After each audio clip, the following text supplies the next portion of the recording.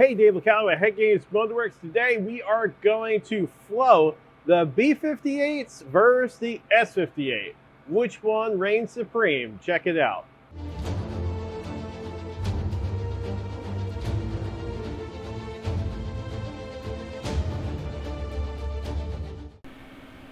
So here we got the first gen head. The first gen head, and we're going to use the stock size valves. Stock valves, we're only going to use the B58. We're going to use the B58 valve in every test. Now we have this, the injector hole plugged up. We just put some modeling clay in there. We're going to put a spark plug in it for each of them. Now this is an 82 millimeter bore, and we go to the second gen, also an 82 millimeter bore, and we're going to set this all up the same way.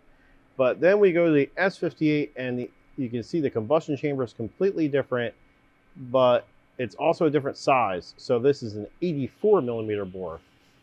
Now, if you guys want to see all the differences, we actually made a video, and you can watch that on our YouTube. Maybe we'll put a link somewhere in here or down there. Either way, there's a link, and you can see all the differences between the S58 and the B58s.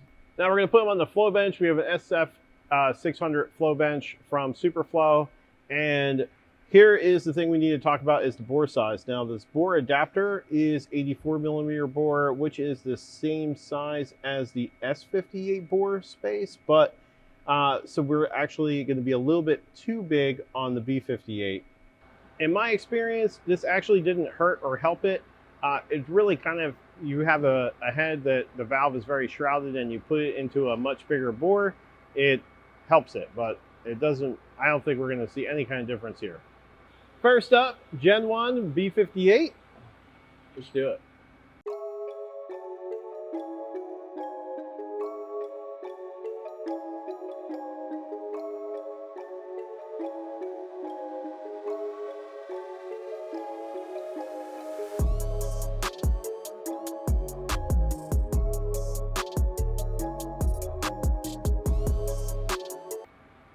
So we put some clay here. Now this is so it can kind of mimic a intake manifold where you're going to have a rounded edge that goes into the port, and it's not hitting the port square. So the air likes to have a nice little radius turn versus hitting something sharp. Basically, we're straightening the air out as it goes into the intake port for the flow test. Now it's time to do the exhaust.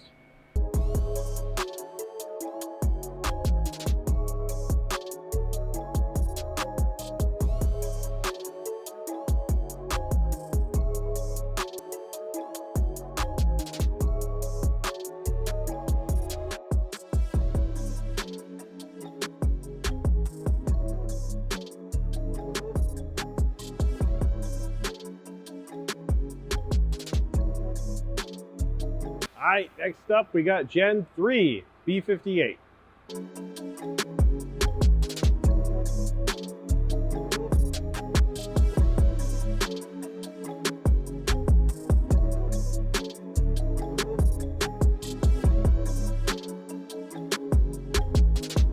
And now the intake.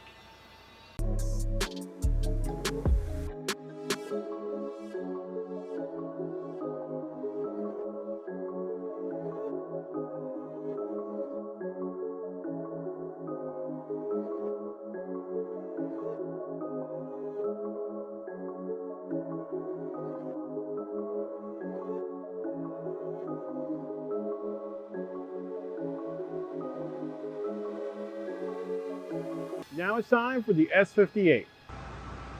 That's right, S58.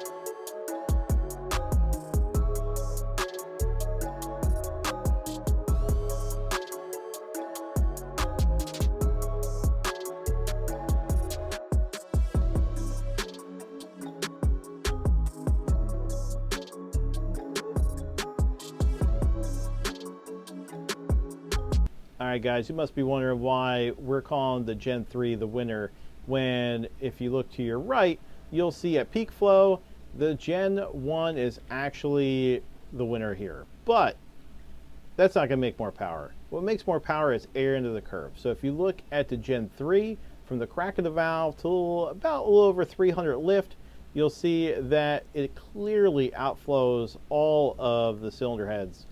And in terms of stock lift versus aftermarket, you'll see that the B58, really, the Gen 3, just stops flowing right around at peak lift for OEM, but you're not going to have that much more in an aftermarket camshaft. So you can see that it's a very small area under the curve there from max lift from an aftermarket camshaft compared to a stock camshaft. Clearly, the Gen 3 is the winner with the most area under the curve from the crack of the valve till, as I said, about 300 lift. I can see why the S58 beat the B58 on the intake port. It's really easy to see once you get them apart that BMW decided to open up the throat diameter and they fixed the short turn so you don't have the big ledge on the port like in the bowl area. And in the bowl, that is the most crucial area of any cylinder head. I don't care what it's on, that is going to make it better. And they also deshrouded the valve in the combustion chamber. So you have a higher compression, but you have less chamber to worry about. So it doesn't shroud the valve up when the valve is opening. It doesn't have to hit the side of the combustion chamber, and it will just flow more. And that's why our CNC actually flows more as well. So that concludes our little head-to-head battle. I hope you liked it. Please subscribe, share this video. I really want to grow this thing. Toodles.